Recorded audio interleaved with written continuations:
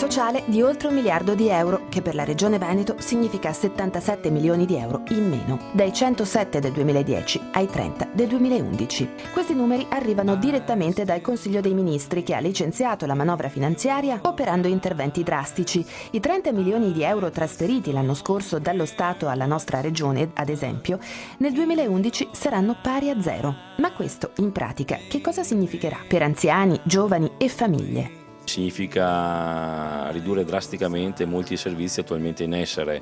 Già da tempo le regioni subiscono un progressivo taglio nelle risorse trasferite dallo Stato, ma quest'anno proprio questo taglio diventa drammatico, diventa drastico.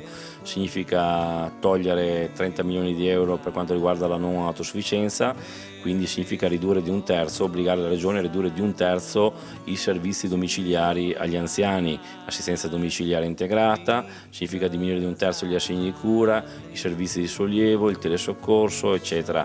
Quindi vuol dire mettere in grave difficoltà tutte quelle persone che hanno deciso di tenere i loro cari a casa, accudendoli in un momento difficile di non autosufficienza.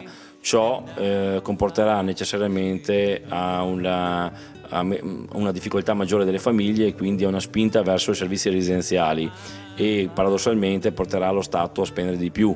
Noi abbiamo puntato per diversi anni sull'assistenza domiciliare, sullo sviluppo di questa, anche come modo per contenere la spesa sanitaria. Ecco, questa è una politica miope del governo, che taglia sul sociale, taglia sulla non autosufficienza, dimenticandosi che poi che ai bisogni comunque occorre dare una risposta, e che ci si rivolgerà pertanto agli ospedali e ai servizi sanitari, premendo su questi che hanno costi di gran lunga maggiore rispetto alle famiglie che fanno da ammortizzatore sociale. E in Veneto i non autosufficienti sono circa 35.000. Inoltre, anche qui da noi, c'è un problema finanziario che riguarda la sanità, con 200 milioni di deficit solo per l'US 12. Significa ridurre drasticamente molti servizi attualmente in essere.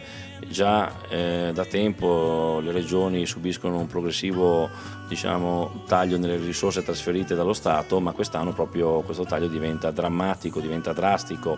Significa togliere 30 milioni di euro per quanto riguarda la non autosufficienza, quindi significa ridurre di un terzo, obbligare la Regione a ridurre di un terzo i servizi domiciliari agli anziani, assistenza domiciliare integrata, significa diminuire di un terzo gli assegni di cura, i servizi di sollievo, il telesoccorso, eccetera. Quindi vuol dire mettere in grave difficoltà tutte quelle persone che hanno deciso di tenere i loro cari a casa, accudendoli in un momento difficile di non autosufficienza. Ciò comporterà necessariamente a una difficoltà maggiore delle famiglie e quindi a una spinta verso i servizi residenziali, e paradossalmente porterà lo Stato a spendere di più. Noi abbiamo puntato per diversi anni sull'assistenza domiciliare, sullo sviluppo di questa, anche come modo per contenere la spesa sanitaria. Ecco, questa è una politica miope del governo, che taglia sul sociale, taglia sulla non autosufficienza, dimenticandosi che poi che ai bisogni comunque occorre dare una risposta, e che ci si rivolgerà pertanto agli ospedali e ai servizi sanitari, premendo su questi che hanno costi di gran lunga maggiore rispetto alle famiglie che fanno da ammortizzatore sociale. Ecco, anche perché anche la sanità veneta ha i suoi problemi. La sanità veneta, abbiamo visto in questi giorni, ha i suoi problemi, e non so quanto con i fondi sanitari si riuscirà a far fronte alla mancanza di risorse nell'ambito sociale.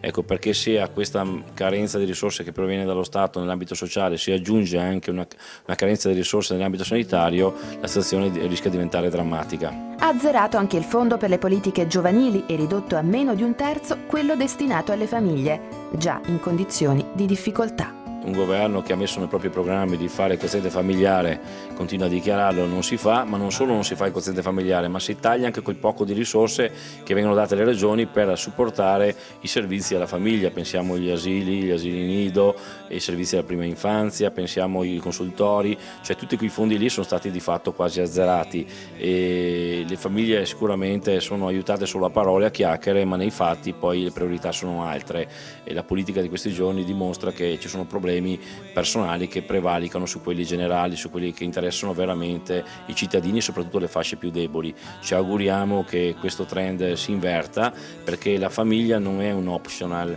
è un valore non solo sociale, relazionale, ma è un valore anche economico. Io sono convintissimo che supportare la famiglia significa non spendere risorse ma farle risparmiare allo Stato, perché una famiglia forte, in grado di dare delle risposte ai bisogni dei propri membri, quindi e svolgere la propria azione educativa, formativa e anche di solidarietà intergenerazionale, diventa un risparmio per lo Stato e non un costo, ma questo principio di sussidiarietà che tanto si parla non viene per niente riconosciuto e per niente appunto supportato.